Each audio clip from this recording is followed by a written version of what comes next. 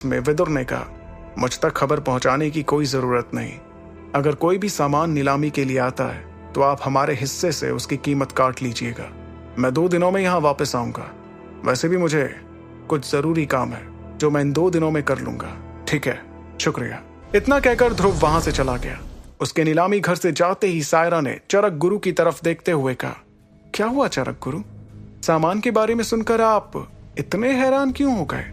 सायरा की बात के जवाब में चरक गुरु ने अपना सिर हिलाते हुए कहा, जहां तक मुझे पता है ये सारा सामान सिर्फ एक ही चीज बनाने के लिए काम आता है, और वो है करिश्माई पाउडर। ये सुनकर सायरा के होश उड़ गए। उसने तुरंत हड़बड़ाते हुए चरक गुरु से सवाल किया, लेकिन करिश्माई पाउडर बनाने के लिए तो हकीम को रैंक 4 का होना पड़ता है।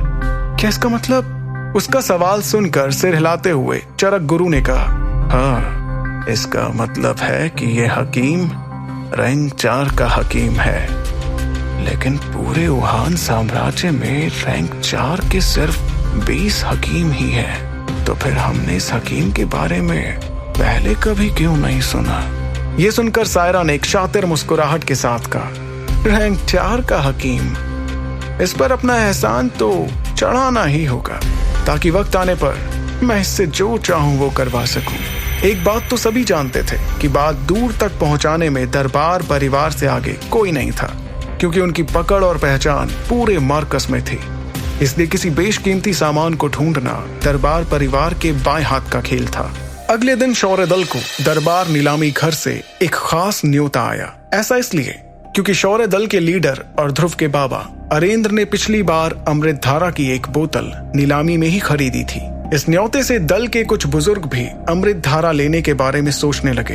ये वो बुजुर्ग थे जिनके बच्चे या पोते पोतियां अब तक एकलव्य रैंक तक नहीं पहुंच सके थे।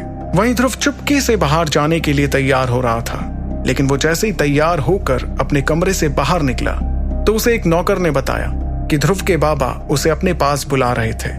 ध्रुव के पास कोई रास्ता नहीं था, इसलिए वो चुपचाप उस नौकर के पीछे अपने बाबा के पास गया।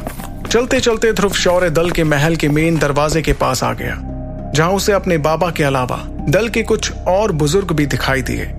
वो सभी उत्साह में दिख रहे थे और ध्रुव की तरफ देखकर अरेंद्र ने उसे इशारा करके अपने पास बुलाया। ध्रुव आहा भरते हुए अपने बाबा अरेंद्र के पास जाकर खड़ा हो गया। तभी उसे एक लड़की की आवाज सुनाई दी, कितना वक्त लगाते हो तुम तैयार होने में? दल की लड़कियां भी तुमसे जल्दी तैयार हो जाती हैं, कब सुधरोगे तुम? ध्रुव ने पलटकर देखा कि यह आवाज सानवी की थी, जो इस वक्त हमेशा की तरह काफी गुस्से में दिख रही थी। उसे देखकर ध्रुव ने मुस्कुराते हुए उससे कहा, इतनी जल्दी किस बात की है? क्या हम किसी बीमार को मिलने जा रहे हैं? उसका जवाब सुनकर सानवी को और गुस्सा आ गया, लेकिन तभी पीछे से किसी और लड़की की हंसने की आवाज आई। ध्रुव इस आवाज से समझ गया था कि ये आवाज इरा की थी। हंसी सुनकर ध्रुव ने इरा की तरफ देखा, जो बीच में खड़ी हुई थी। उसे वहां देखकर ध्रुव ने चौंकते हुए उससे सवाल किया, तुम भी नीलामी में जा रही हो? इस पर इरा ने मजाकिया अंदाज में ध्रुव से कहा, तो क्या मैं हर दिन ट्रेनिंग ही करती रहूं? अरे मेरा भी कभी घूमने फिरने का मन करता है, और अगर वहां बोर हुई तो ट्रेनिंग के लिए वापस आ जाऊंगी। ये कहते हुए इरा लोगों के बीच से गुजरते हुए ध्रुव के पास आ पहुंची और उसके साथ खड़ी हो गई। तब ध्रुव ने धीमी आवाज में उससे पूछा, लेकिन तुम्हारे लिए नीलामी में ज्यादा से ज्यादा कुछ अमृत धारा की बोतलें होंगी, उसकी तुम्हें क्या जरूरत है? ध्रुव ये बात कहते हुए मुस्कुरा रहा था, लेकिन तभी उसे अपने पीछे किसी लड़के की आवाज सुनाई दी, अमृत धारा की बात तुम मत ही करो। अगर पिछली नीलामी में तुम्हारे बाबा ने अमृत धारा नहीं ली होती तो तुम मुझे कभी नहीं हरा पाते। ये बात सुनकर ध्रुव को हंसी आ गई।